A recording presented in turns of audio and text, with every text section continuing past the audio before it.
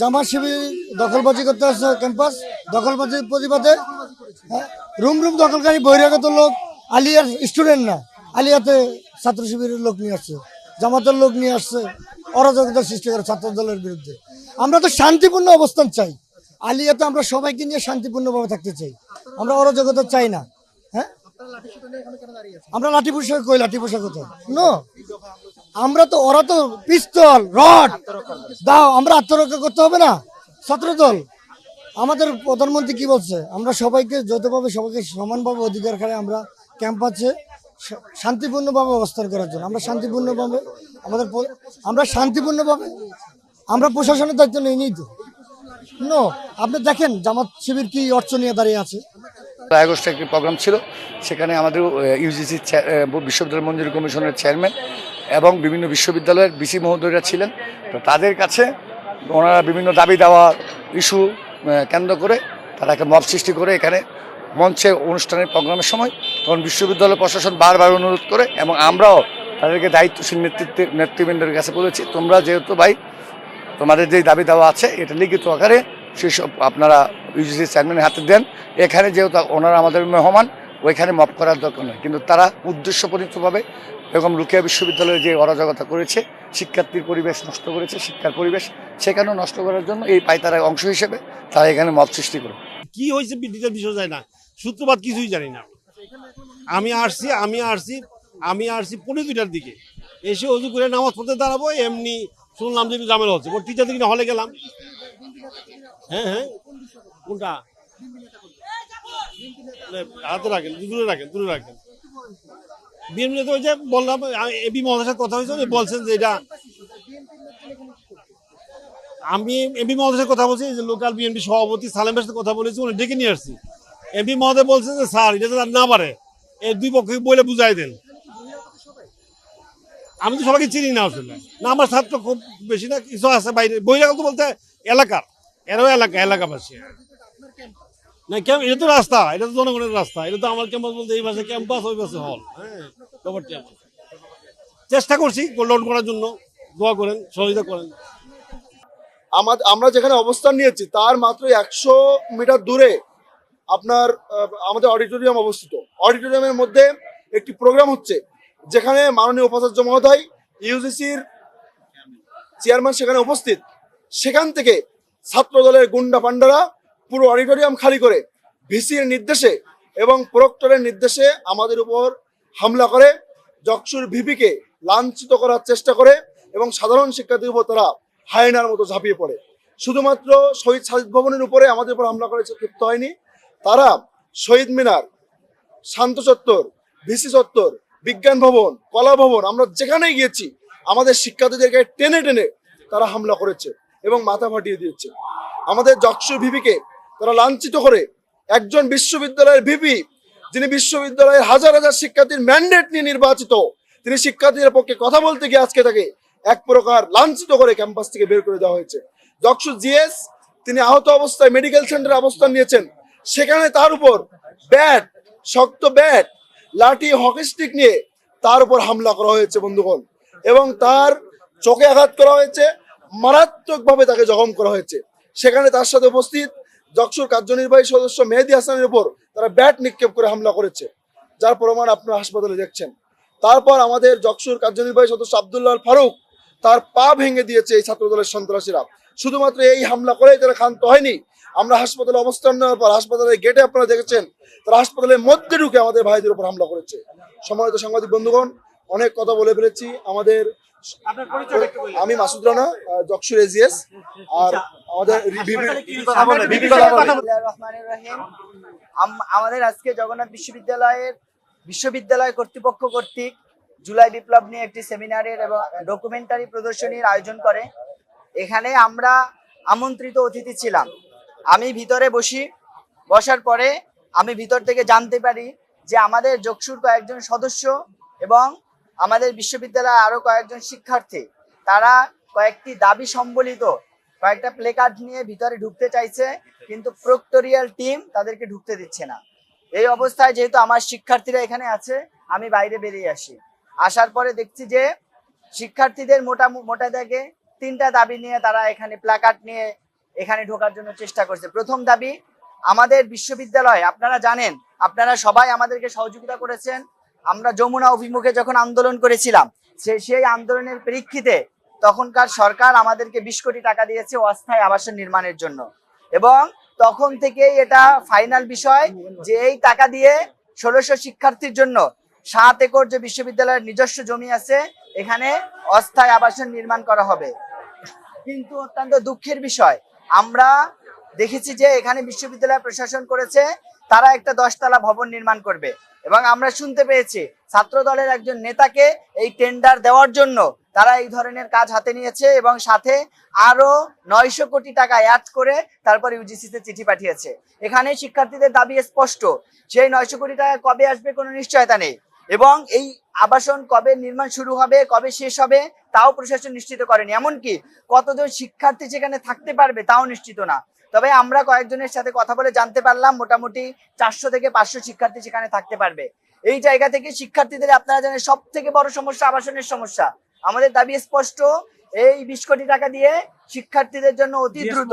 একটা বিষয় আমি পরিষ্কার করতে চাচ্ছি, সেটা হচ্ছে যে আপনাদের বিপি মহোদয়, যেটা হচ্ছে যে এই যে আপনাদের যে দাবিগুলো, এটা তো হচ্ছে বিশ্ববিদ্যালয় প্রশাসনের কাছে, ভিসির কাছে, তাই তো? কিন্তু এখানে ছাত্রদের সঙ্গে আপনাদের সমস্যাটা কেন হবে? জি, আমি একটু পরিষ্কার করছি। এই দাবিটা নিয়ে যখন শিক্ষার্থীরা যায়, আরেকটা দাবি ছিল হচ্ছে দ্বিতীয় ক্যাম্পাসের যে দ্বিতীয় ধাপের কাজ, এটা যাতে সেনাবাহিনীর মাধ্যমে বাস্তবায়ন করা হয়। এবং তৃতীয় দাবি, আমাদের 17,000 শিক্ষার্থীর জন্য মাত্র একজন ডাক্তার, আপনি বিশ্বাস করবেন, একজন ডাক্তার, কোনো ল্যাব টেকনিশিয়ান নেই আমাদের বিশ্ববিদ্যালয়ে, একজনও নেই। আমাদের দাবি ছিল একজন ল্যাব টেকনিশিয়ান নিয়োগ দিতে হবে এবং মেডিকেল সেন্টারে একজন ডাক্তার নিয়োগ দিতে হবে।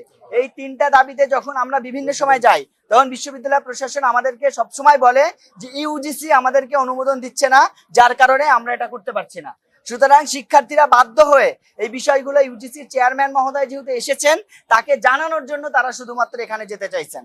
কিন্তু তারা যখন ঢুকতে না পারছে, আমি বাইরে এসে দেখলাম যে তাদেরকে ঢুকতে দিচ্ছে না। পরবর্তীতে আমি বললাম, প্রক্টরদেরকে অনুরোধ করলাম যে স্যার, আমি তো শিক্ষার্থীদের প্রতিনিধি, এদের 2-3 জন যেতে যাচ্ছে, আমি নিয়ে যাই, কোনো হইহুল্লো হবে না, কোনো সমস্যা হবে না। তারা শুধু তাদের এটা দেখাবে, ইউজিসির চেয়ারম্যান মহোদয়কে জানাবে যে আমরা এই সমস্যার মধ্যে আছি, তারা বেরিয়ে আসবে। কিন্তু তখন প্রক্টর মহোদয়ের যে তার সাথে সহকারী প্রক্টররা ছিল, তারা আমাদেরকে ধাক্কাধাক্কি করে। ইতিমধ্যে ছাত্র দলের যে আহ্বায়ক মেহেদী হাসান হিমেল, তার নেতৃত্বে একটা বড় গুন্ডা বাহিনী এখানে এসে তারা আমাদের উপরে ওখানে ধাক্কাধাক্কি করে আমাদের বোনদেরকে ধাক্কা মেরে ফেলে দেয়, এবং আমাদের যে পোস্টারগুলো ছিল এগুলো তারা ছিঁড়ে ফেলে। পরবর্তীতে আমাদের শিক্ষার্থীরা যখন কোনোভাবেই ঢুকতে পারছে না ভিতরে, তারা আমাকেও ঢুকতে দেয়নি।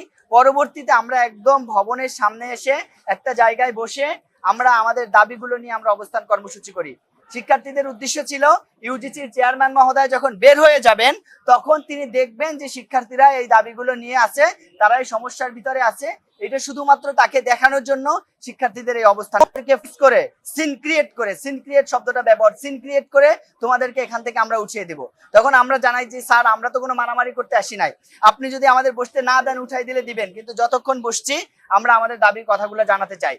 পরবর্তীতে আমাদের পরিবহন সম্পাদক, পরিবহন প্রশাসক আমাদের তারেক বিন আতিক স্যার আসে, তিনি এসে আমাদেরকে জানায় যে তোমরা যদি এখন না উঠো তাহলে ছাত্র দলকে দিয়ে তোমাদেরকে এখান থেকে উঠিয়ে দেওয়া হবে, এখানে রাস্তা ক্লিয়ার করতে হবে আমাদেরকে। তখন আমরা বলি যে স্যার, আপনারা যদি এইটা করেন, একজন স্যার হিসেবে শিক্ষার্থীদেরকে আপনারা এমন আচরণ করেন, এইটা তো ফেসিবাদী আমলের আচরণ হয়ে যাচ্ছে। আমরা তো এখানে কোনো ধরনের অসঙ্গতি কিছু করছি না, আমরা শুধুমাত্র শিক্ষার্থীদের দাবিগুলো তুলে ধরছি। তার 3 থেকে 4 মিনিটের ভিতরে স্যার যখন চলে যায়, তারপরে ছাত্র দলের একটা বড় দল আসে, প্রায় 70-80 জন বা 100 জন হবে। তারা এসে আমাদের, তারা মেহেদী হাসান হিমেলের নেতৃত্বে তারা এসে, রুমি, সুমন সর্দার, মেহেদী হাসান হিমেল, এবং সব থেকে বেশি অ্যাগ্রেসিভ ভূমিকা পালন করছে জাফর আমাদের শিক্ষার্থীদেরকে, নারী শিক্ষার্থীদের হেনস্থা করছে। তারা আমরা বসে অবস্থান করছিলাম, আমাদের গায়ের উপর থেকে হেঁটে তারা এখান থেকে চলে যায় এবং আমাদেরকে ফেলে দেয়। এক পর্যায়ে আমরা যখন এখানে বসতে না পারি, উঠে দাঁড়ানোর চেষ্টা করি, তখন আমাদের শিক্ষার্থীদের এলোপাতারি মারা শুরু করে। মারতে মারতে একটা গ্রুপকে তারা শহীদ মিনারের দিকে নিয়ে যায়। শহীদ মিনারে এখানে আমাদের ফেরদাউস শেখ, যে জুলাই বিপ্লবে এখানে গুলিবিদ্ধ হয়েছিল, তার গুলির জায়গায় এমন গুরুতর আঘাত করে সে অজ্ঞান হয়ে যায়। পরবর্তীতে আমরা তাকে নিয়ে আসি, আপনারা হসপিটালে আছে, প্রত্যেকটা কথা আপনারা ফ্যাক্ট চেক করতে পারবেন, সিসি ক্যামেরা চেক করতে পারবেন, আমাদের স্টেটমেন্টের ভিতরে আপনার বিন্দু মাত্র অসঙ্গতি পাবেন না। তাকে গুরুতর আহত করা হয়, এখানে আমরা তাকে বের করে নিয়ে আসার চেষ্টা করি। তাকে যখন দেখছি যে অজ্ঞান হয়ে পড়ে যাচ্ছে, আমি তাকে ধরার চেষ্টা করি।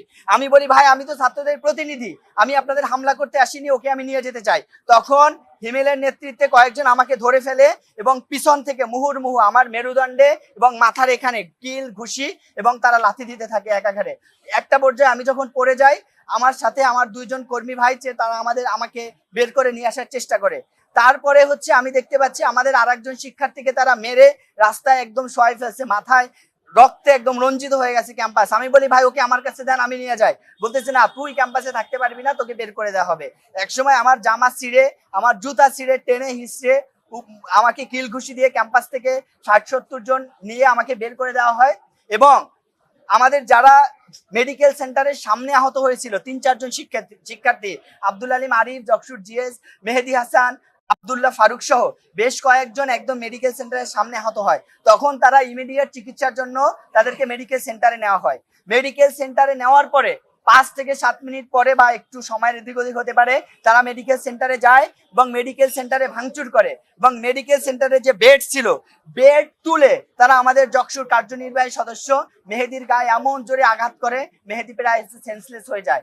এবং একটা কাঠ দিয়ে আমার যকসুর সদস্য আব্দুল্লাহ ফারুকের পায়ে গুরুতরভাবে আঘাত করেছে, পা হয়তো বা ভেঙে গুরুতরভাবে ইনজুরি হয়েছে। এক্সরের জন্য আসি, এক্সরের রিপোর্ট আসলে আমরা আপনাদেরকে দেখাতে পারবো।